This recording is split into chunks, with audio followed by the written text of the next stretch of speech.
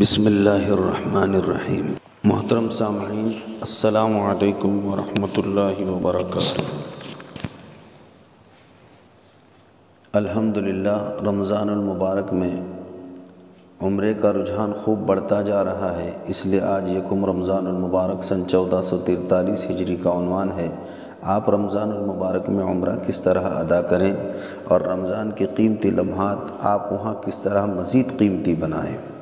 عمرے کا سفر کرنے سے پہلے آپ اچھی طرح یقین کیجئے کہ آپ کا عمرے کا یہ سفر سیر و سیاحت اور گھومنے و دل بہلائی کا نہیں ہے، صرف وقت گزاری اور شہرت و ناموری کا نہیں ہے، بلکہ انتہائی بامقصد سفر ہے۔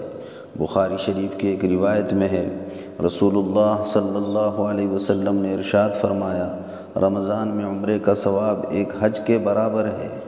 مسلم شریف میں باب فضل العمرۃ فی رمضان میں رسول اللہ صلی اللہ علیہ وسلم کا ارشاد گرامی ہے کہ رمضان کا عمرہ اس حج کے برابر ہے جو میرے ساتھ کیا۔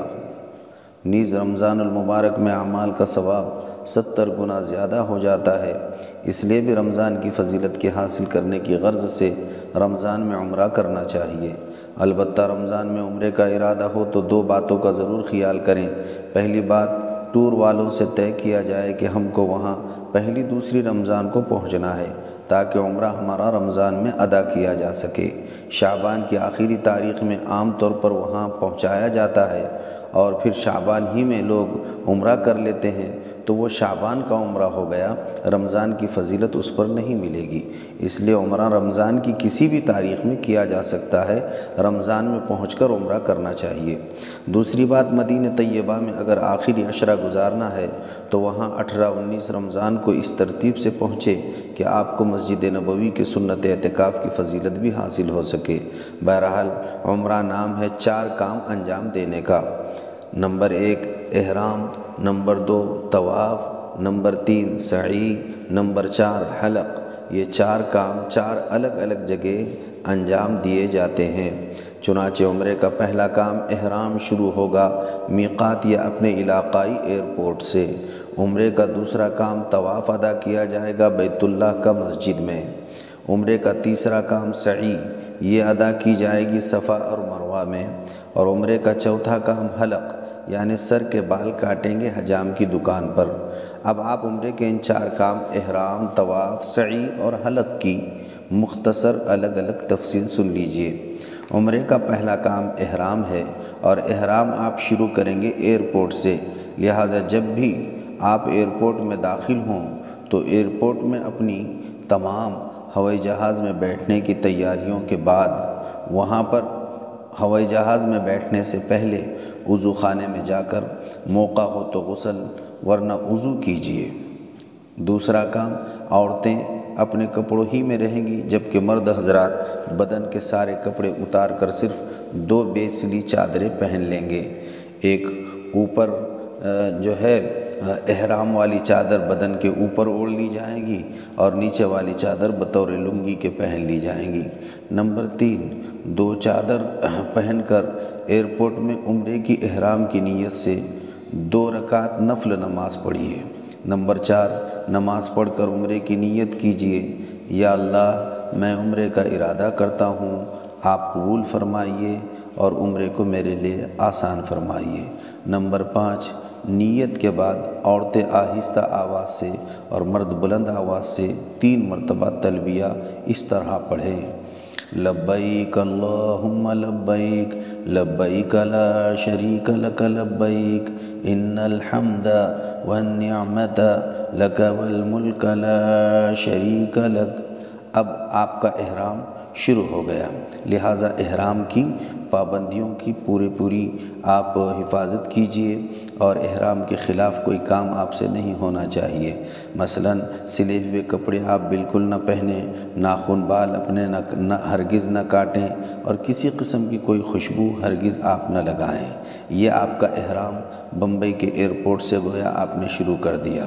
عمرے کا دوسرا کام طواف ہے جو مسجد حرام میں جا کر بیت اللہ شریف کا کیا جاتا ہے۔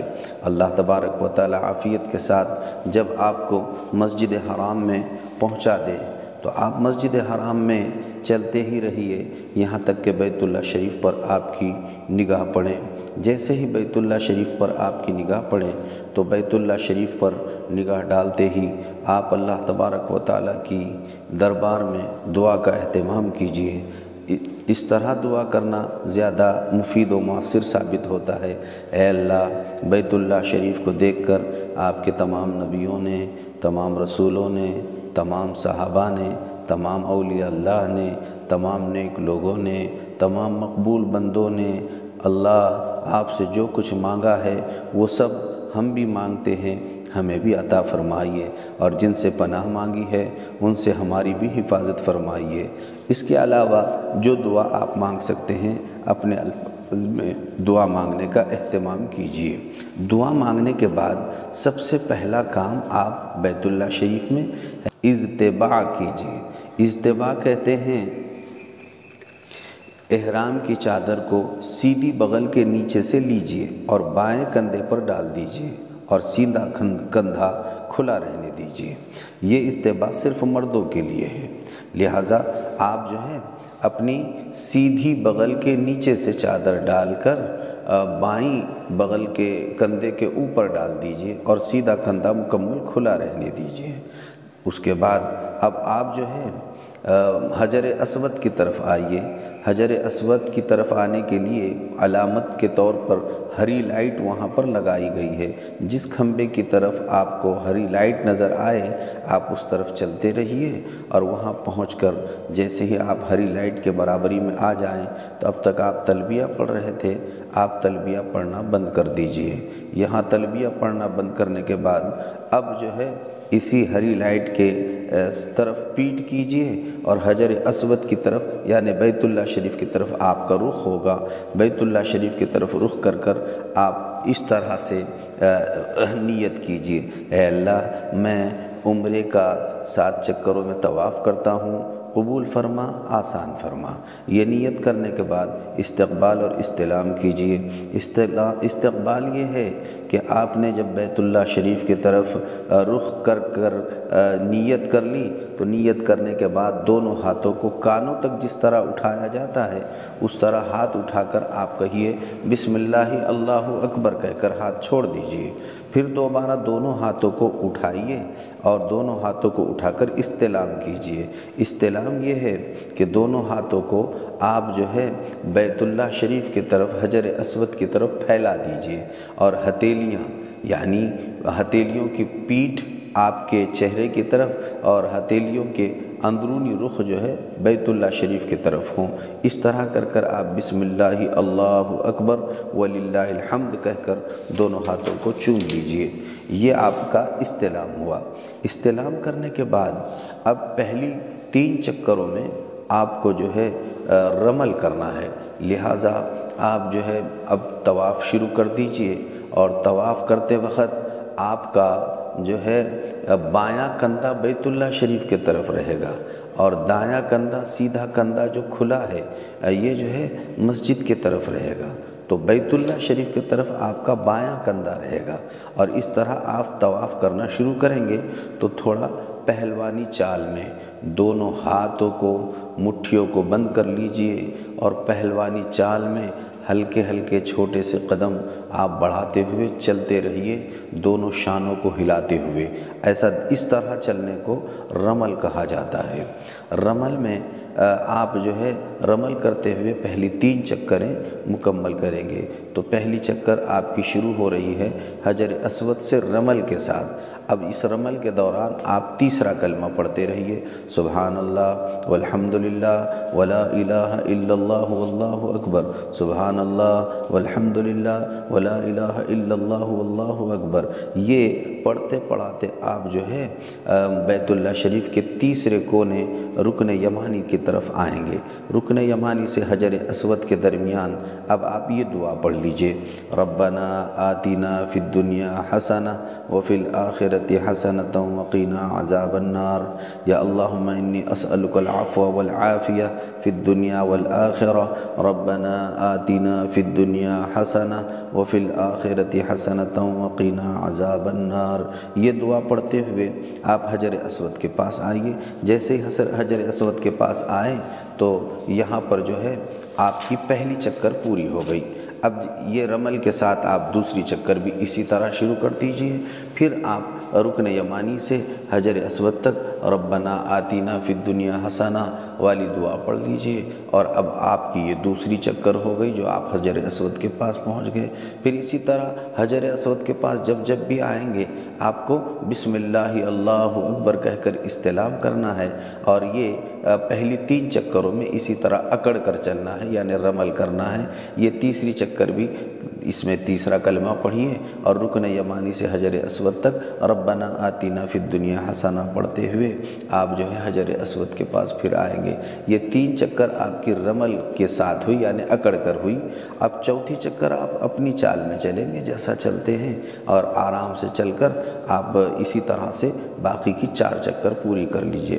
4 چکر جیسے ہی آپ کی پوری بات کی ہو گئی تو پہلی 3 رمل کی اور دوسری 4 جو ہے وہ اپنی چال میں آپ چلیں، اس طرح سے 7 چکر ہو گئی۔ 7 چکر ہوتے ہی 8ویں مرتبہ آپ جو ہے استلام کیجئے، بسم اللہ اللہ اکبر وللہ الحمد، اور اپنے دونوں ہاتھوں کو آپ چوم لیجئے۔ جیسے ہی آپ نے یہ کام کر لیا تو اب الحمدللہ 7 چکر آپ کی مکمل ہو گئی۔ 7 چکروں کے بعد اب آپ اپنا اضطباع ختم کیجئے، یعنی وہ جو کندھا آپ نے سیدھا کھلا رکھا تھا تو اب وہ سیدھا کندھا آپ جو ہے بند کر لیجئے، یعنی دائیں جو آپ کی بغل کھلی کندھا کھلا تھا اس کندھے پر سے آپ چادر لے لیجئے، اور جیسے دائیں کندھے پر ہے ایسا ہی آپ کا جو ہے بایاں کندھا جیسا ہے، سیدھا کندھا بھی اسی طرح سے رکھیے، یعنی ڈھانپ لیجئے۔ اب آپ نے یہ ڈھانپ کر مقام ابراہیم کے پاس آئیے، اور مقام ابراہیم کے پاس آ کر 2 رکعت واجب الطواف ادا کیجئے۔ یہ 2 رکعت واجب الطواف جب آپ ادا کریں گے، پہلی رکعت میں قل یا ایھا الکافرون اور دوسری رکعت میں قل ھو اللہ احد پڑھیے، اور یہ پڑھ کر اللہ تبارک و تعالیٰ سے دعا کا اہتمام کیجئے۔ یہاں خوب اللہ تبارک و تعالیٰ دعا کو قبول فرما لیتے ہیں۔ اس کے بعد ملتزم کے پاس آ کر یا ملتزم کے قریب کھڑے ہو کر بھی آپ دعا کریں، یہاں پر بھی اللہ رب العالمین دعاؤں کو بے حد قبول فرما لیتے ہیں۔ بہرحال آپ نے جیسے ہی واجب الطواف پڑھ لیا، اس کے بعد آپ زمزم کا پانی پی لیجئے۔ زمزم کی بڑی فضیلت ہے، لہٰذا زمزم کا پانی میں اللہ تبارک و تعالیٰ نے کئی خوبیاں رکھی ہے، لہٰذا جب بھی زمزم کا پانی پینے کا اللہ تبارک و تعالیٰ موقع عنایت فرما دے تو آپ کھڑے ہو کر بھی زمزم کا پانی پی سکتے ہیں، اور کھڑے ہو کر پانی پی کر بسم اللہ کہیے، 3 سانس میں پی لیجئے، سیدھے ہاتھ سے پی لیجئے، اور اپنی مرادوں کا استحضار کرتے ہوئے پی لیجئے۔ اس وقت جو بھی آپ مرادوں کا استحضار کریں گے، دعائیں مانگیں گے، اللہ تبارک و تعالیٰ دعاؤں کو قبول فرما لیتے ہیں۔ بہرحال زمزم کا بھرپور پانی پی لینے کے بعد پھر ایک مرتبہ آپ حجر اسود کی طرف آئیے اور 9ویں مرتبہ استلام کیجئے، بسم اللہ اللہ اکبر وللہ الحمد، یہ کہہ کر اب آپ صفا مروہ کی طرف جائیے۔ یہ جو 9ویں مرتبہ آپ نے استلام کیا، یہ صفا مروہ کا استلام ہے۔ بہرحال صفا مروہ کا استلام کر بیت اللہ شریف میں حجر اسود کا استلام کر کر آپ صفا مروہ کی طرف آئیے۔ عمرے کا تیسرا کام سعی ہے، لہٰذا آپ جو ہے سعی کے لیے صفا پہاڑی پر آئیے، اور صفا پر آنے کے بعد آپ جو ہے وہاں صفا پر آنے کے بعد صفا پہاڑی پر بیت اللہ شریف کی طرف رخ کر کر اللہ تبارک و تعالیٰ سے دعا مانگیے۔ جو بھی آپ دعا کر سکتے ہیں دعا کرنا چاہیے، اور دعا کرنے کے بعد اب آپ جو ہے چوتھا کلمہ پڑھتے ہوئے صفا پہاڑی پر سے مروہ کی طرف جائیے، اور درمیان میں چوتھا کلمہ پڑھتے رہیے۔ چوتھا کلمہ پڑھتے پڑھاتے آپ جو ہے صفا مروہ کے بیچ میں 2 ہری لائٹ ہے، ان 2 ہری لائٹ کے درمیان مرد حضرات دوڑیں، عورتیں اپنی چال میں چلیں۔ تو آپ اس طریقے سے صفا سے چلے تھے چوتھا کلمہ پڑھتے ہوئے، اور آپ مروہ پر پہنچیں گے۔ مروہ پر پہنچ کر بھی قبلے کی طرف رخ کیجئے، اور قبلے کی طرف رخ کر کر اللہ تبارک و تعالیٰ سے دعا کیجئے۔ بہرحال یہاں پر آپ نے دعا کر کر یہ آپ کی صفا سے چلے تھے، مروہ پر 1 چکر ہوئی، مروہ سے پھر آپ واپسی میں جب صفا کی طرف آئیں گے تو درمیان میں جو 2 ہری لائٹ آپ کو ملے گی، وہاں سے مرد حضرات دوڑیں گے۔ اگر یہ دعا یاد ہے تو اس دوڑ کے درمیان یہ دعا پڑھ لیں، رب اغفر وارحم وتجاوز عما تعلم انک انت الاعز الاکرم۔ بہرحال آپ صفا پر آئے تو اس طرح سے یہ 2 چکر ہوئی، پھر صفا سے مروہ کی طرف جائیے 3 ہوئی، پھر مروہ پر سے صفا کی طرف آئیے یہ 4 ہوئی، پھر صفا سے مروہ پر جائیے یہ 5 ہوئی، پھر مروہ سے صفا کی طرف آئیے 6 ہوئی، اور پھر صفا سے مروہ کی طرف جائیے یہ 7 ہو گئی۔ 7 چکر مکمل کرنے کے بعد اب اور وہاں پر کھڑے ہو کر اللہ تعالیٰ سے دعا کیجئے۔ دعا کرنے کے بعد اللہ تعالیٰ حرم میں جہاں بھی موقع دے پھر 2 رکعت نفل نماز پڑھ لیجئے سعی کے بعد۔ یہ نفل پڑھ کر آپ کسی جگہ سے باہر نکل جائیے، اور باہر بہت ساری حجاموں کی دکانیں ہیں۔ عمرے کا چوتھا کام حلق تھا، لہٰذا حجام کی دکان پر آپ حلق کرنے کے لیے بیٹھ جائیے۔ آپ نے حلق کر لیا تو حلق کے وقت جب حجام کے پاس آپ بیٹھیں تو سیدھے طرف سے بال بنانے کے لیے کہیے۔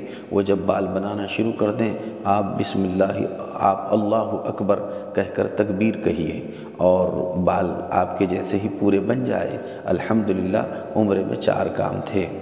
احرام جو ایئرپورٹ میں شروع ہوا تھا، طواف جو مسجد حرام میں آپ نے بیت اللہ کا کر لیا، سعی جو صفا مروہ کے درمیان آپ کی ہوئی، اور حلق جو حجام کے دکان پر آپ نے سر کے بالوں کا کیا۔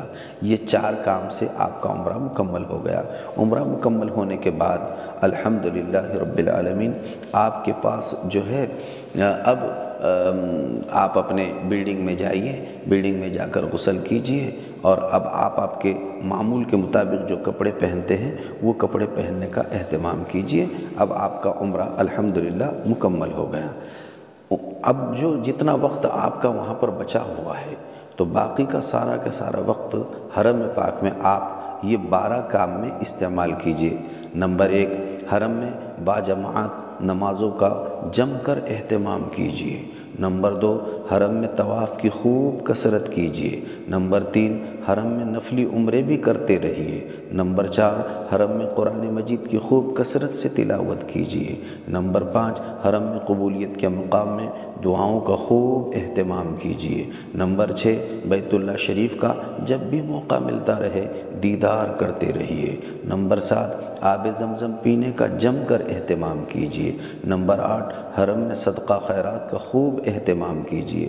نمبر 9، حرم میں نفلی روزوں کا بھی اہتمام کرتے رہیے، اور چونکہ آپ تو رمضان میں ہیں اس لیے روزے سے ہے ہی، تو اگر رمضان کے بعد بھی کچھ موقع ملے تو اس میں نفلی روزوں کا اہتمام کرنا چاہیے۔ نمبر 10، حرم میں ہر کام سنت کے مطابق ادا کیجئے۔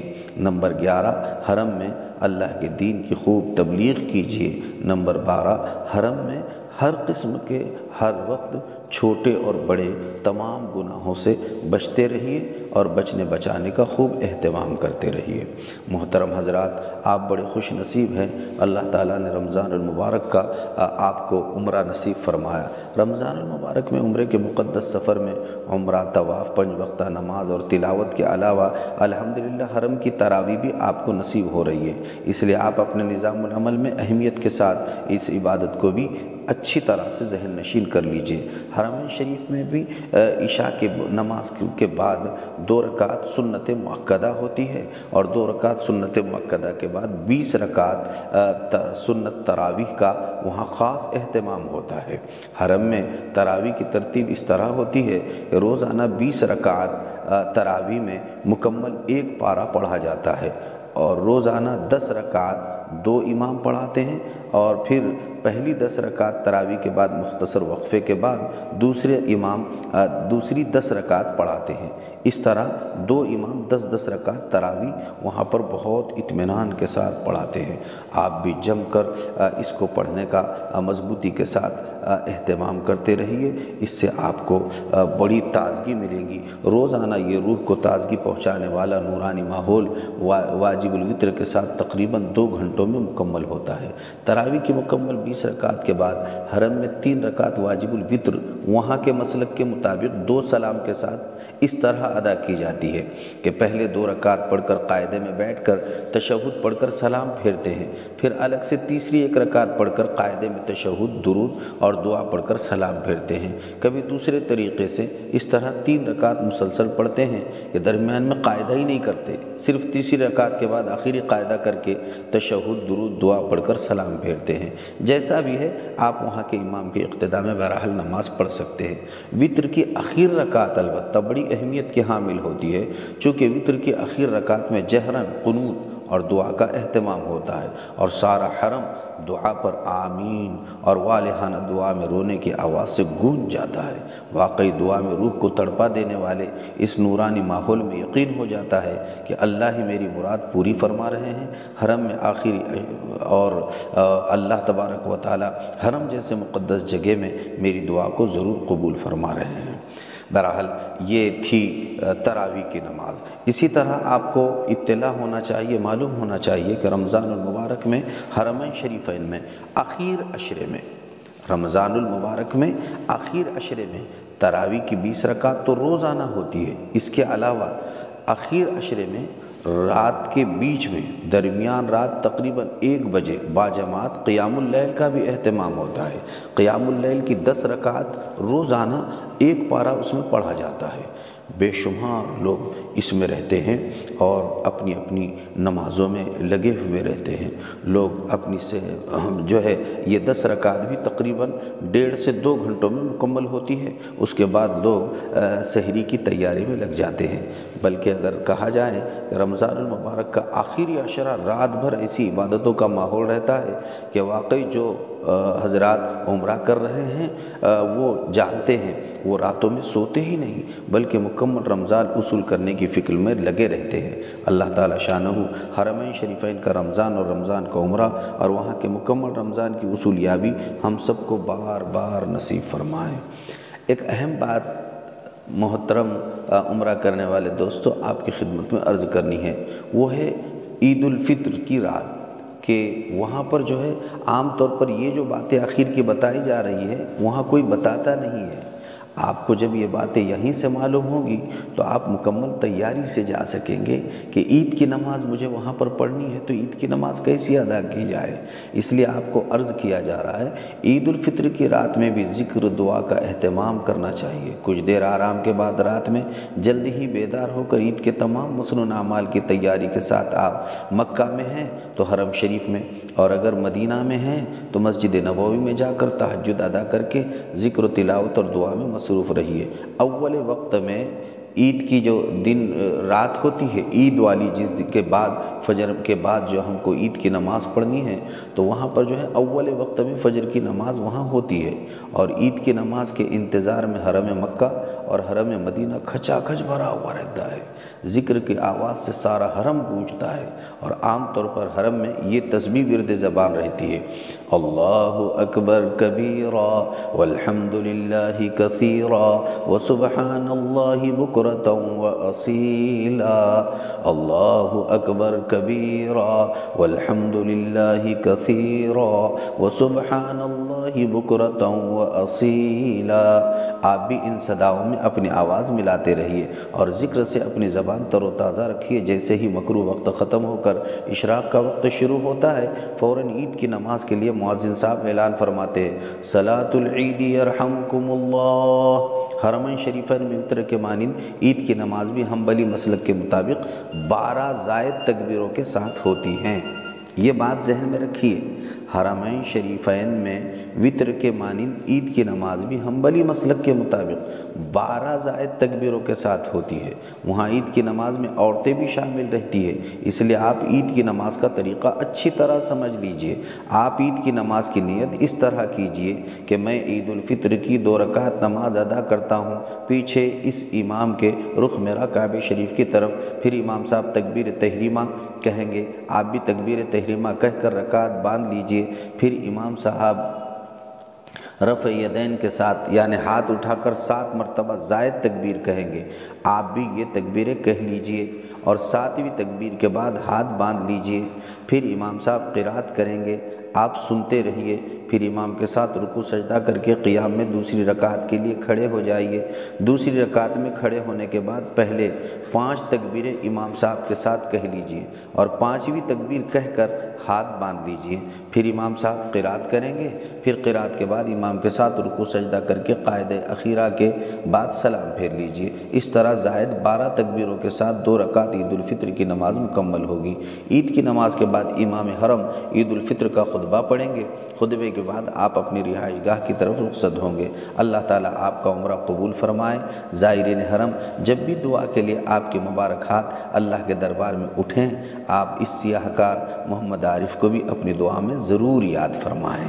ایک آخری بات جو عرض کرنی ہے، رمضان کے عمرے کے درمیان حرمین شریفین میں صدقہ فطر کس طرح ادا کیا جائے، یہ ایک اہم مسئلہ ہوتا ہے، کیونکہ حنبلی مسلک میں قیمت سے صدقہ فطر نہیں دیا جاتا، غلہ اناج ہی دیا جاتا ہے، جبکہ امام ابو حنیفہ کے نزدیک غلہ اناج کے علاوہ صدقہ فطر میں قیمت بھی دی جا سکتی ہے، بلکہ قیمت کا دینا افضل ہے۔ لہٰذا آپ کو اگر وہاں غربا ملے تو ان کو 1.25 سیر گیہوں یا 1 سا یعنی 3 کلو 150 گرام کھجور، 3 کلو 150 گرام کھجور یا اتنی مقدار کی وہاں کی رقم وہاں صدقہ فطر میں ادا کیجیے۔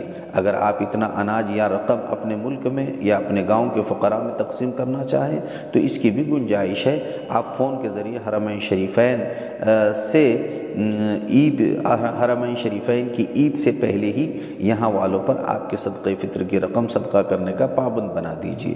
نیز رمضان المبارک کے بعد وہاں کے وقت کو قیمتی بنائے رکھیے، وہاں کے معمولات میں جڑے رہیے، کہیں وہاں مارکیٹوں اور بازاروں میں وقت ضائع نہ ہو جائے، پتہ نہیں دوبارہ یہ دن کب نصیب ہوں گے۔